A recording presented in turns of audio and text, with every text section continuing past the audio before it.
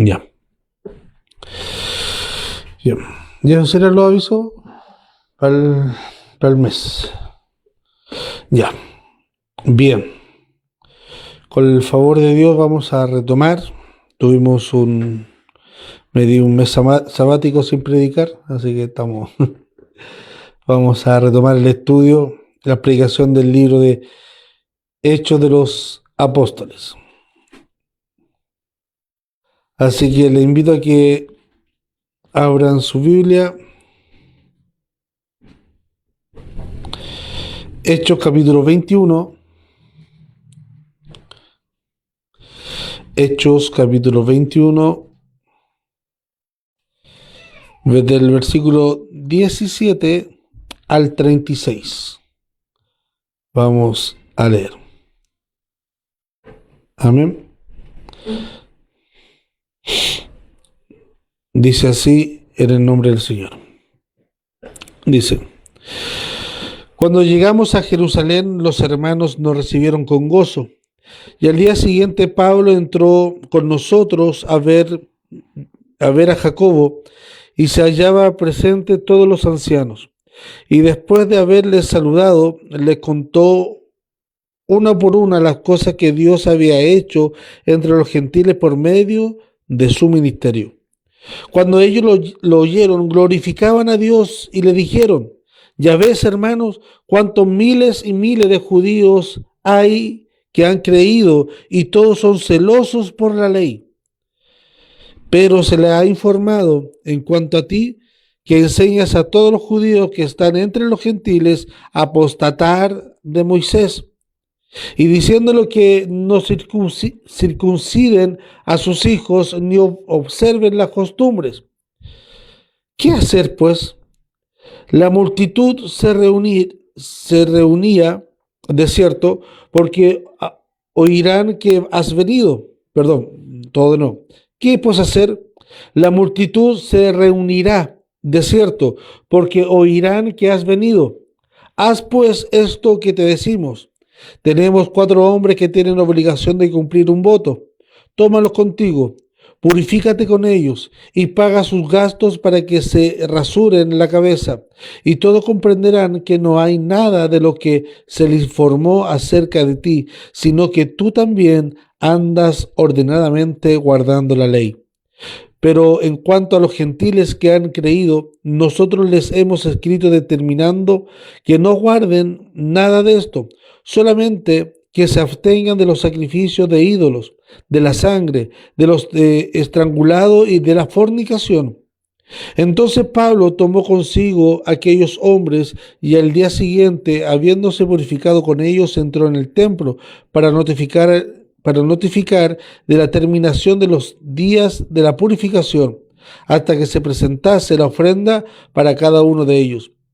Pero cuando estaban para cumplirse los 7 días, unos judíos de Asia, al verle en el templo, alborotaron a la multitud y le echaron mano, dando voces: Varones israelitas, ayúdennos. Este es el hombre que por todas partes enseña a todos en contra del pueblo, la ley y este lugar. Y además de esto, ha metido a griegos en el templo y ha profanado este santo lugar, porque antes había visto con él en la ciudad de Trófimo de Éfeso, a quien pensaba que Pablo había metido en el templo. Así que toda la ciudad se alborotó y se agolpó el pueblo, y apoderándose de Pablo, lo arrastraron fuera del templo, e inmediatamente cerraron las puertas. Y procurando ellos matarle, se le avisó al tribuno de la compañía que toda la ciudad de Jerusalén estaba alborotada. Este, tomando enseguida soldados y centuriones, bajó corriendo hacia ellos. Y cuando ellos vieron el tribuno y los soldados, dejaron de golpear a Pablo. Entonces, llegando el tribuno, le prendió y le mandó atar con 2 cadenas, y preguntó quién era y qué había hecho. Pero entre la multitud, unos gritaban una cosa y otros otra, y como no podía averiguar los hechos con seguridad a causa del alboroto, mandó llevarles a la fortaleza. Y al llegar a las gradas, aconteció que tuvo que ser llevado a cuesta por los soldados a causa de la violencia de la multitud, porque la muchedumbre del pueblo venía detrás gritando: muera. Oremos al Señor. Eterno Dios y buen Padre Celestial, gracias te damos, mi Señor, por esta hora que usted nos permite como iglesia poder participar de este servicio, mis amados. Gracias te damos por las oraciones que hemos elevado ante tu presencia, por las alabanzas, mis amados, que te hemos entonado, Padre Celestial. Te damos muchas gracias. Pero en esta hora, mi Dios amado, que tu palabra, la cual ya se ha leído, mi Dios amado, sea fortaleciendo nuestra vida, sea escudriñándonos, mi Dios amado, enseñándonos, Padre Celestial, y también bendiciéndonos, mi Dios eterno. Padre Celestial, que tu Santo Espíritu sea trabajando en nosotros por amor y misericordia, que tu nombre sea glorificado y que tu iglesia sea edificada en medio de estos tiempos. Te lo pedimos a través de Jesús, nuestro Salvador. Amén. Amén. Bien. Aquí llegamos a un pasaje bien importante. Ya estamos entrando paso a paso al inicio del final del ministerio del apóstol Pablo. Anteriormente, los versículos anteriores podemos ver que Pablo se dirigía a Jerusalén y el Espíritu le advertía que ahí lo iban a arrestar. Y vemos también que Pablo tuvo 7 días en un lugar, los hermanos de Tiro, donde se encariñaron tanto que todos ellos, cuando Pablo se fue después de 7 días solamente, después de 7 días, hay algunos que estando 4 días en un lugar ya lo quieren echar ya. Pero Pablo tuvo 7 días y en esos 7 días fue tanta la relación, la comunión que él estuvo con los hermanos de Tiro, que cuando él se fue a embarcar, todos salieron, con toda la familia, niños, cabros chicos, adultos, todos salieron a despedirse y lloraban cuando estaban despidiendo al apóstol Pablo. Entonces eso nos deja una característica de cómo era el apóstol Pablo. No era pesado, era un hombre, un hermano muy carismático. Era un hermano que era también, no era apático. Era alguien que se podía poner en la situación del otro y se dolía del otro. Porque siempre una persona va a recibir lo que refleja. La mayoría de las veces. Pero aquí nosotros vemos que Pablo era un hermano muy querido, muy carismático, que por 7 días se ganó el corazón de los hermanos de Tiro. Y se iban, y ellos le decían, a lo mejor algunos pueden ver que había una contradicción. Yo no veo que había contradicción. Por ejemplo, en el capítulo 20 nosotros leemos que el Espíritu le advertía a Pablo que iba a ir, si ibas a Jerusalén, iba a ser apresado. Pero el Espíritu le decía que tenía que ir para allá. Y cuando los hermanos de Tiro, dice el escritor, y Lucas es muy cuidadoso con lo que escribe, dice, y el Espíritu, y le decían a través del Espíritu que no fuera para allá. No sé si cuando lo leyó el pastor Jerónimo, que a él le tocó la predicación de ese pasaje, se notó que decían, y esto decían por el Espíritu Santo, así atarán, y ellos le decían por el Espíritu que no vaya para allá. Aquí está, el apóstol Pablo está haciendo, se está dejando llevar por las emociones, porque querer ir a la ciudad de Jerusalén para predicarle a los suyos, siendo que Dios tomó a Pablo para predicar a los gentiles y tomó a Pedro para predicar a los judíos, Pablo siempre deja ver que su amor, su pasión por los suyos, por la nación judía, incluso la carta de Romanos dice, prefiero ser yo llamado anatema con tal de que mis hermanos, mis compatriotas, se puedan salvar. A lo mejor Pablo estaba siendo llevado por eso y quiso desobedecer al Espíritu Santo. No, es que simplemente el Espíritu Santo nos deja ver las emociones de nosotros.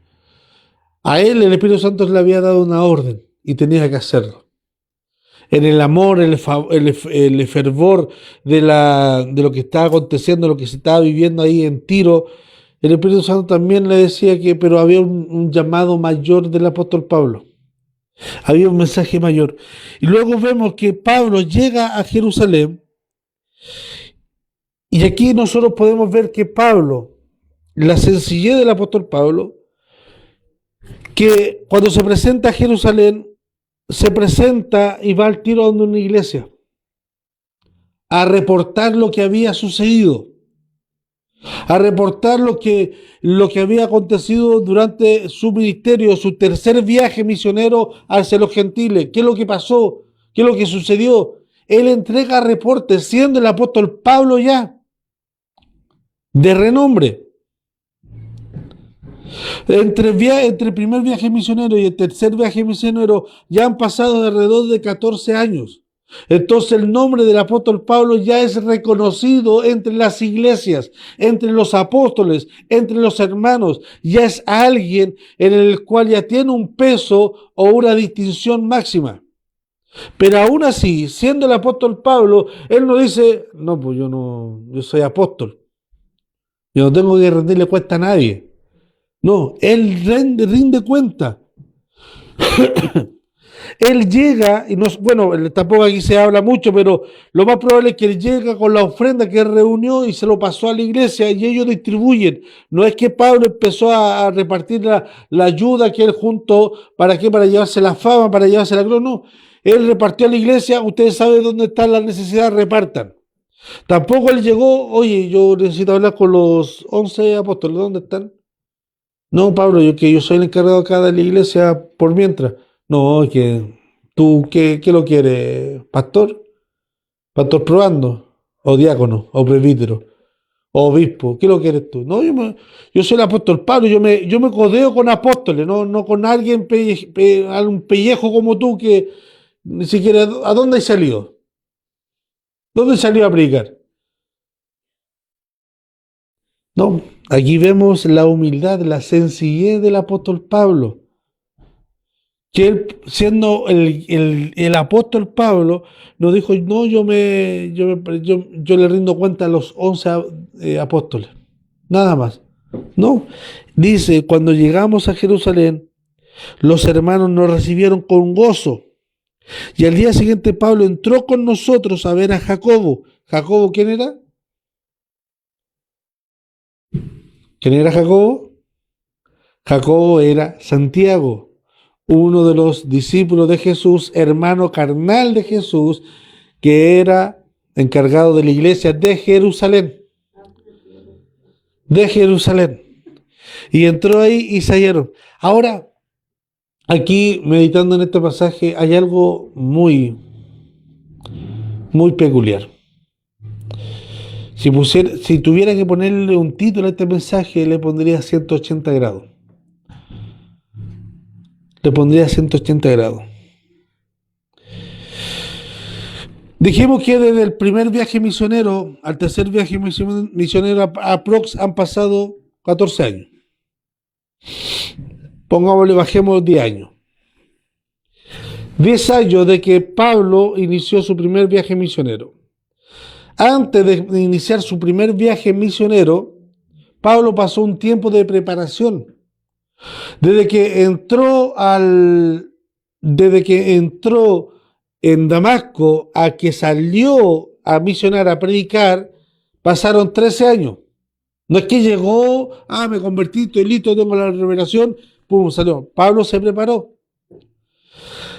Desde ahí hacia atrás, desde que entró a Damasco y hacia atrás en el hecho donde le dio muerte a Esteban y perseguía a la iglesia, de esos hechos pasó un año. O sea, 24 años aproximadamente pasemos desde Esteban a este hecho. A este hecho el capítulo 21 de versículo 17 del libro de Hechos. Ya bajemos un poco, 20 años han pasado. O sea, la gente que permanece en ese lugar, lo más probable es la misma gente por la cual sus familiares sufrieron muerte a manos de Pablo. Lo más probable es que dentro de la iglesia de Jerusalén haya un joven por el cual un tío, una madre, un amigo, un hermano, un papá, una mamá, un encargado, alguien que predicaba o se juntaba con él en la iglesia para adorar a Jesús, perdón, y Pablo lo haya matado. Porque no hay un recambio generacional. La misma gente que conoció a Pablo respirando amenaza de muerte, probablemente la misma gente que en esa época salió a abrazarlo con gran gozo después de su tercer viaje misionero. Y aquí nosotros podemos ver y podemos analizar de que nosotros sí podemos ver qué hermano que pisa una iglesia o qué persona que pisa una iglesia es creyente, regenerado o no. Según su actitud, según su cambio de vida a través del tiempo. No porque diga Señor, Señor, no porque se sepa el tulip, no porque se sepa la grande doctrina, no porque se sepa los himnos pentecostales, no porque sea de hueso colorado, no. ¿Por qué? Por su cambio de vida. No un cambio de carácter, un cambio de naturaleza. Y es ahí nosotros donde también nosotros podemos ver el cambio de naturaleza de un giro de 180 grados también del apóstol Pablo. ¿Por qué razón? El apóstol Pablo era aquel que iba a cualquier ciudad sin avisar, sin anteponerse, a pedir todos los derechos que sea necesario para hacer lo que él quisiera ante reyes, ante donde se presentaba y todos le daban carta.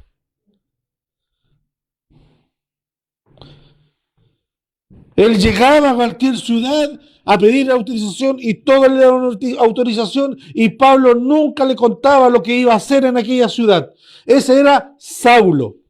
Pero el apóstol Pablo llega a una ciudad donde sí rinde cuenta ante otros.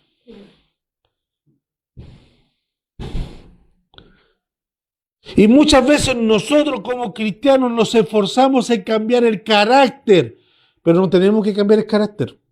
Tenemos que cambiar nuestra naturaleza. Más allá, el aparecernos a Jesús, más allá es más parecido a una operación donde me cambian el corazón más que de ir a un gimnasio por un año y cambiar mi aspecto físico. Como cristiano, nuestro cambio se asemeja a una operación de corazón más que un cambio estético o físico o de ropa o de vocabulario, sino que es un cambio de corazón. Entonces aquí nosotros podemos ver el cambio de 180 grados del apóstol Pablo. Ahora, no nos olvidemos que esta carta no está dirigida a ninguna iglesia. Esta carta no está dirigida a ninguna persona. No está dirigida a ninguna persona. Aquí está Lucas, ¿a quién le escribe? ¿Ah? A ningún. Acabo de decir que no le escribe a ninguna iglesia. Le escribe a Teófilo.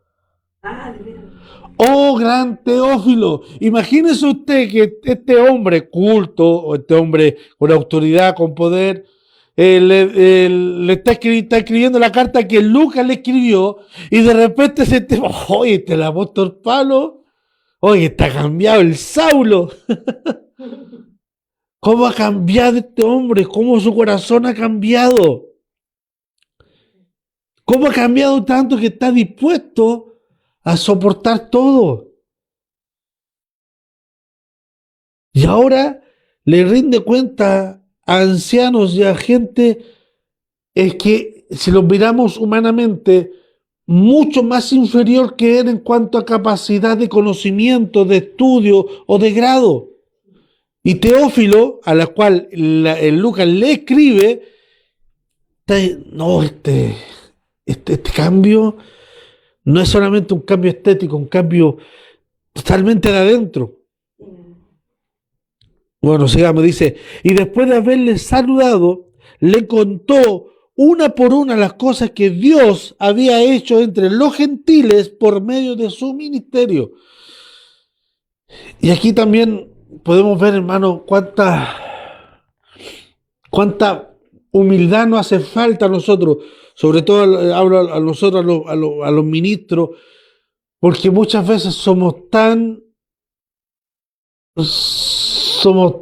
débiles que todos decimos es para la gloria de Dios, es para la gloria de Dios, pero la primera foto que sale en grande es uno mismo. Todo lo que salga mi cara, mi rostro, salga mi nombre, todo, ahí estoy yo para, no, pero es para la gloria de Dios. Y nos deshacemos en tiempo para poder publicar las cosas que Dios hace por nosotros. Pero en cierta medida la publicamos para que el otro vea, viste, en mi ministerio está Dios. Dios aquí está haciendo. Por ejemplo, alguien le dijo, oye, estáis predicando mal porque el diezmo no es para chantajear a la gente. Ah, pero nosotros ayudamos a 1000 personas. Ya, bueno, ahí con lo que tú ayudas a esa persona, ya justificaste y llevaste toda la alabanza. No tiene nada que ver una cosa con otra. Si yo puedo ayudar a 2000 personas, entonces tengo el derecho y la autoridad de decir las tonteras que quieran. No es así. Pero Pablo aquí dice, y después de haberle saludado, le contó una por una las cosas que Dios había hecho entre los gentiles por medio de su ministerio. Y cuando Pablo le contó, le entregó también el recado, le entregó la minuta de lo que todo había pasado, ellos también le contaron a Pablo sobre su nación. Y le dijeron, ves hermano, cuántos miles y miles de judíos hay que han creído. Porque para Pablo, usted puede ver las cartas de Pablo, para Pablo siempre estaba en su corazón que sus compatriotas alcancen salvación, sean salvos. Entonces, de que ellos le digan, mira, hay miles y miles judíos que se han convertido, que han estado. Entonces, para él debe ser un grato, debe ser algo totalmente confortante su corazón. Esa es la verdad. Su corazón. Pero, le dice, pero se le ha informado en cuanto a ti que enseñas a todos los judíos que están entre los gentiles a apostatar de Moisés, o sea, de la ley, diciéndoles que no circunciden a sus hijos ni obedezcan las costumbres. Y ellos dijeron, ¿y pues qué vamos a hacer? ¿Qué vamos a hacer con esto? Si ya la multitud de cierto se van a reunir porque han oído, lo más probable es que ya sepan de que tú estás acá, entonces la gente se va a reunir. Entonces, ¿qué vamos a hacer? ¿Qué podemos hacer? La única forma de atacar una mentira es presentando la verdad. No como lo dijo el apóstol Cruchaga, si alguien lo quiere demandar a un impío, contrata a un abogado impío, porque furia se ataca con furia. No, pues, hermano.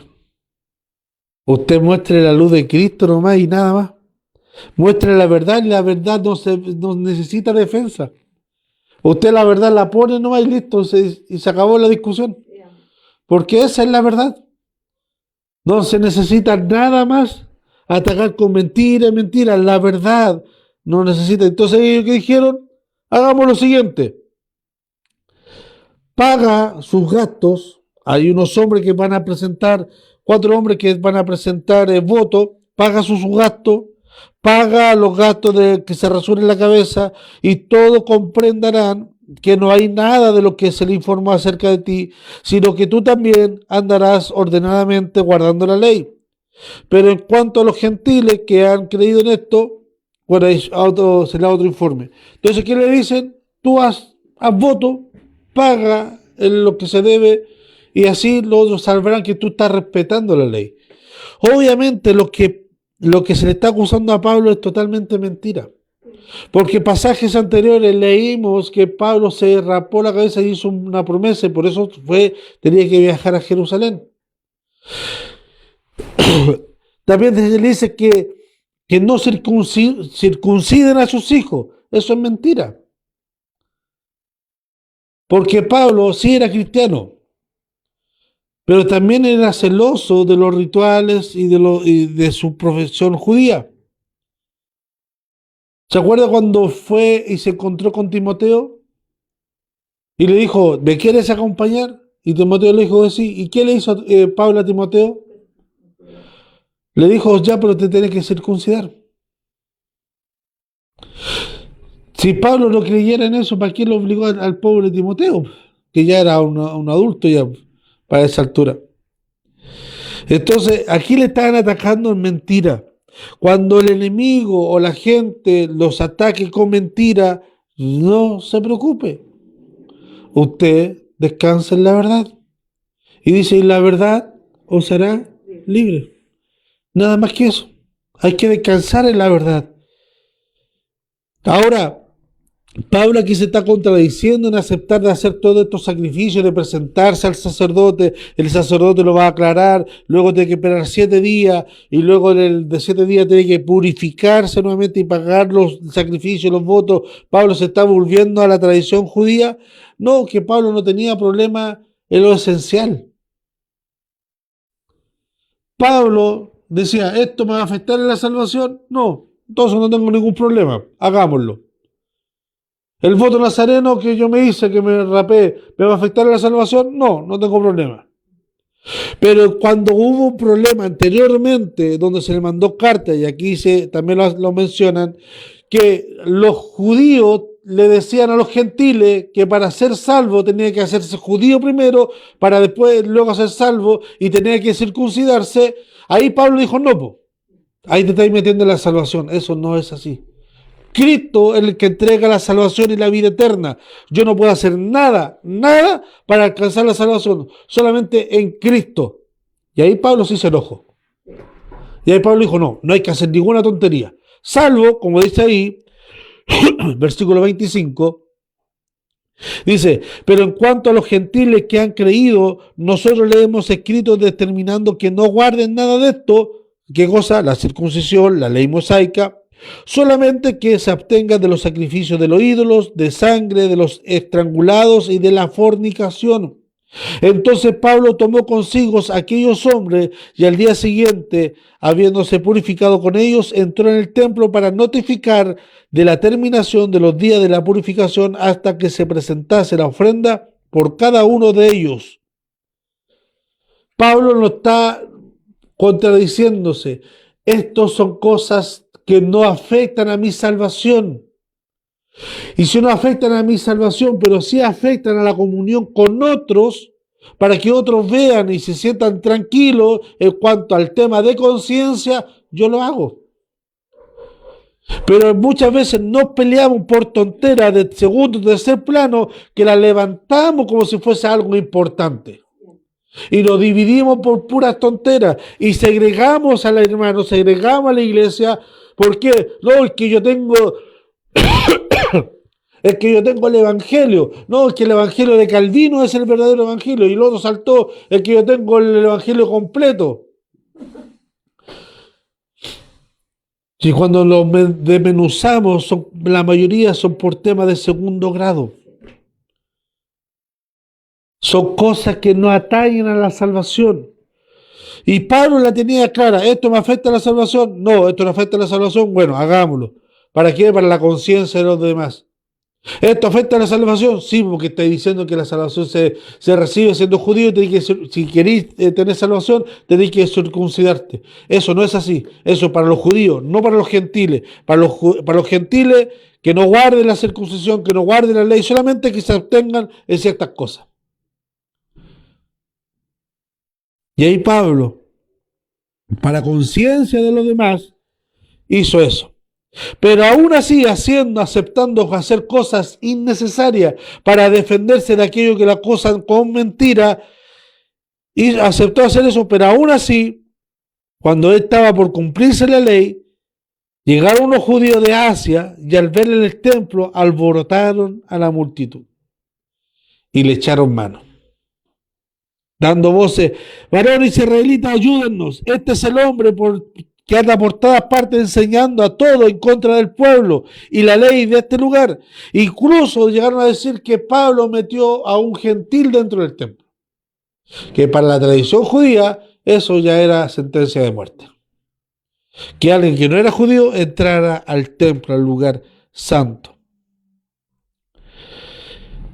Y dice, porque este habían visto con él en la ciudad de Trófimo, en Efesio, y a quien pensaban que por Pablo había metido el templo. Así que toda la ciudad se alborotó y se agolpó al pueblo, y apoderándose de Pablo, lo arrastraron afuera del templo y inmediatamente cerraron las puertas.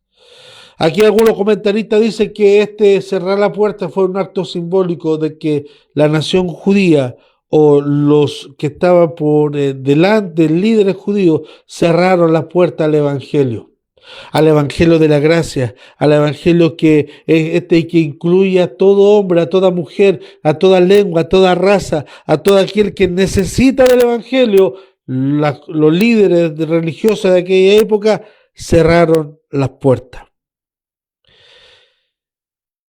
Y aquí nosotros llegamos a este espacio donde ya empieza el fin del apóstol Pablo. Los últimos años del apóstol Pablo lo pasó en la cárcel.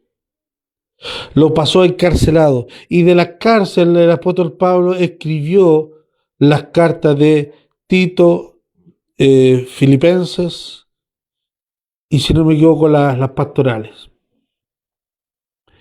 Y pasó ahí por mucho tiempo, en varias cárceles romanas, de un lado a otro, justificando, viéndole que él se le puede acusar para sentenciarlo de muerte. Hasta que llegó aquí un tribuno que supo que Pablo había llegado y Pablo tenía nacionalidad romana. Entonces, que uno judío le estar pegando a un ciudadano romano era algo grave. Entonces llegó ahí el tribuno, y cuando vieron los otros que el tribuno había llegado, dejaron de pegarle al pobre apóstol Pablo. Y lo sacaron casi medio muerto. Y dice que cuando lo llevaron hacia la cárcel, hacia la cárcel, no pudieron por la causa de la violencia de la multitud, que muchos le gritaban: que muera, que muera. Aquí también hay una escena, un paralelismo de lo que vivió el apóstol Esteban, que por las manos de Pablo fue muerto. Pero lo que podemos rescatar, hermano, de todo este pasaje es la carencia que nosotros tenemos para poder llamar cristiano a cualquiera que diga que es cristiano por el simple hecho de que él se siente cristiano. La carencia y la ignorancia bíblica de decir: no, es que nosotros no podemos juzgar. Mentira. Nosotros sí podemos juzgar. Y debemos juzgar entre lo bueno y lo malo, entre lo casi bueno y lo casi malo. Debemos juzgar. Como pastor y líder estamos llamados a juzgarnos a nosotros primeramente antes de pararnos en este lugar para poder predicar y juzgarnos y ir ante la presencia de Dios y decirme: júzgame, mira mi corazón. Como líder estamos llamados a juzgar a cada hermano que Dios ha puesto en nuestro redil para que este hermano tenga un crecimiento sano de la palabra de Dios y que sea un aporte dentro de la iglesia. Estamos llamados a juzgar.